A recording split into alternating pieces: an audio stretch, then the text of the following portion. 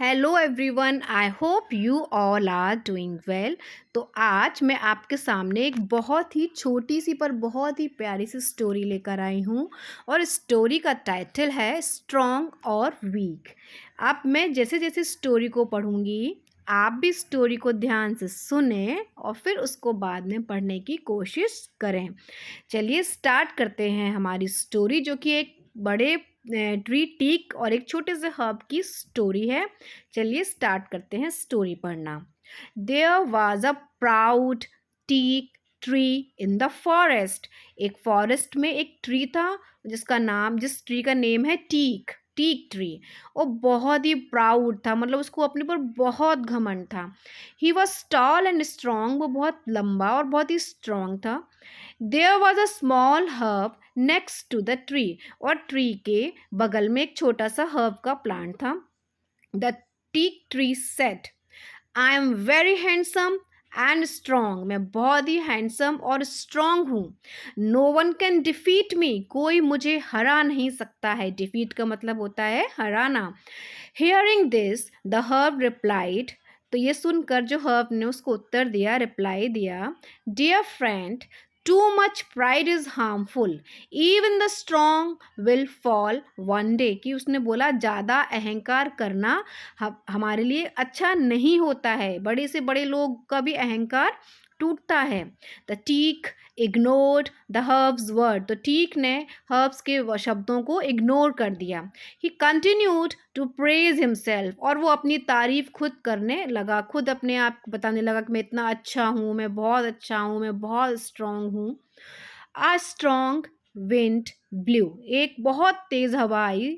The teak stood firmly, तो जो teak tree था वो अपनी जगह पर बिल्कुल फर्मली खड़ा हुआ था।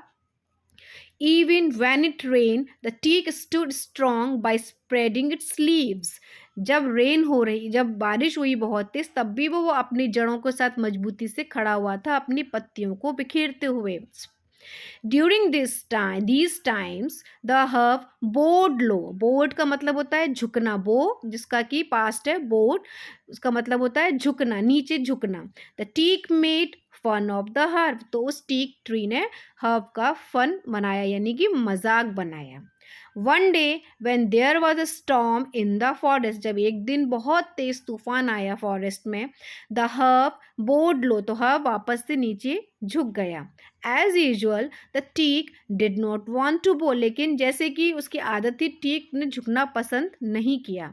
The storm kept growing stronger, तो जो स्टॉर्म था बहुत तेज, यानी तूफान बहुत तेज होता चला गया। The teak could not longer bear it, तो बहुत इतना था कि उसको अब टीक ट्री था उसको बर्दाश्त नहीं कर पा रहा था। बेयर मतलब बर्दाश्त नहीं कर पा रहा था। He felt his strength giving away, उसने अपना पूरा जोर लगा दिया ताकि वो खड़ा रहे। He tried his best to stand upright, उसने बहुत कोशिश करी कि वो सीधा खड़ा रहे। But in the end he fell down, लेकिन अंत में वो टीक ट्री गिर गया। That was the end of the proud tree, इस तरीके से उस प्राउड ट्री का एंड हो गया, खत्म हो गया वो। When everything was calm again, the herb stood straight, जब सब कुछ नॉर्मल हो गया तो हर्ब वापस से सीधा खड़ा हो गया, सीधा हो गया जो झुका हुआ था। He looked around, he saw that the proud tree had fallen, उसने आसपास देखा, अराउंड चारों तरफ देखा और देखा कि जो टीक ट्री था, प्राउड टीक था, वो गिर गया है। तो हमें इस स्टोरी से क्या सीख मिली कि कभी भी हमें घमंड नहीं करना चाहिए, अहंकार नहीं करना चाहिए। Prides goes before a fall. तो बच्चों, हमने इससे बहुत सारे नए टर्म सीखे। हमने इससे सीखा, जब हमने आपको बताया था डिस्क्राइबिंग वर्ब, यानी जो किसी की क्वालिटी बताते, तो इसमें देखिए टीक की क्वालिटी बताई गई, तो कि वो प्राउड है, स्ट्रॉन्ग है, हैंडसम है, और इसमें इतनी क्वालिटीज़ बताई गई कि ट्री की ये क्वालिटीज़ थी। यानी कि हमने इसमें थोड़ा थोड़ा डिस्क्राइबिंग वर्ड्स के बारे में भी जाना है। फिर हमने इसमें देखा कि इसमें थोड़ी थोड़ी कुछ कुछ पास्ट टेंस रिलेटेड वर्ड्स भी थे, जैसे बोर्ड, है ना, इस तरीके के वर्ड्स भी थे।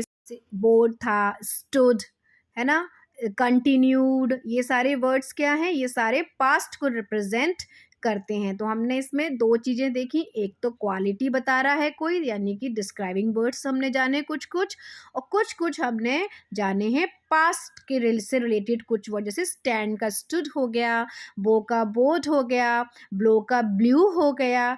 आई होप आपको स्टोरी पसंद आई होगी। आई होप स्टोरी पसंद आई होगी। अगर आपको स्टोरी पसंद आई है तो इस स्टोरी को एक बार रीड कीजिए, एन्जॉय कीजिए। बाय बाय, मिलते हैं फिर एक और वीडियो के